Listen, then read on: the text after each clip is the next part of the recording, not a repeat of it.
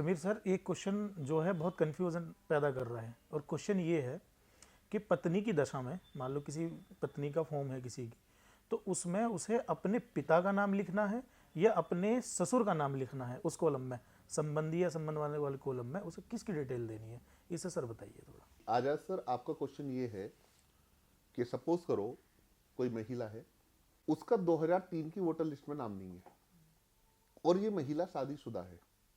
इसका जो है 2003 की वोटर लिस्ट में नाम नहीं है, तो इसको वर्तमान गणना प्रपत्र के कॉलम नंबर 3 को भरना है।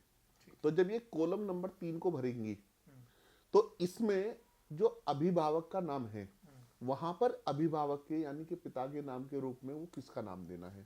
तो सीधी सी बात याद रखना कि अगर जो कोई भी महिला है उसकी 2003 की वोटर लिस्ट में नाम नहीं है, उसको जो डिटेल भरनी है अपनी कॉलम नंबर 3 में, वो डिटेल अपने फादर की डिटेल देनी है।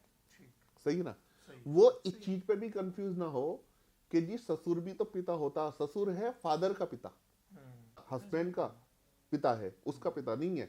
तो ऐसे में इस महिला को जो डिटेल देनी है वो अपने फादर की या अपनी मदर की डिटेल देनी है, ना कि अपनी मदर इन लॉ की या अपने फादर इन लॉ की। सपोज करो एक नाम है रेनू, और रेनू का 2003 की वोटर लिस्ट में नाम नहीं है और वो अपने किसी संबंधी का यानी कि अपनी मदर, उसकी मदर का नाम जो है 2003 की वोटर लिस्ट में है।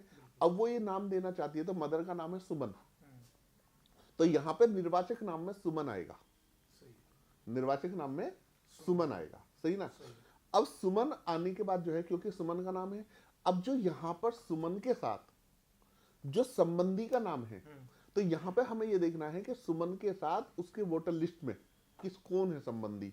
क्या सुमन का पति है संबंधी या सुमन के पिता है संबंधी? तो जो भी संबंधी है उन्हीं का नाम आएगा। आ रही बात समझे? तो इसमें बिल्कुल कंफ्यूज नहीं होना। उदाहरण के तौर पे मैं बताता हूँ, मेरी वाइफ है, मेरी वाइफ का नाम जो है 2003 की वोटर लिस्ट में नहीं है और ये वर्तमान गणना प्रपत्र को जो है फिल कर रही है। तो कॉलम नंबर 3 में इनको डिटेल देनी है अपने फादर की, यानी कि निर्वाचक के नाम पर इनका फादर का नाम आएगा और संबंधी के नाम पर मेरी वाइफ के जो है ग्रैंडफादर हैं, दादा हैं, उनका नाम आएगा। मेरे पापा का या मेरा वहां पे कोई डिटेल नहीं होगी। वो कॉलम नंबर 3 में उन्हीं की डिटेल होगी।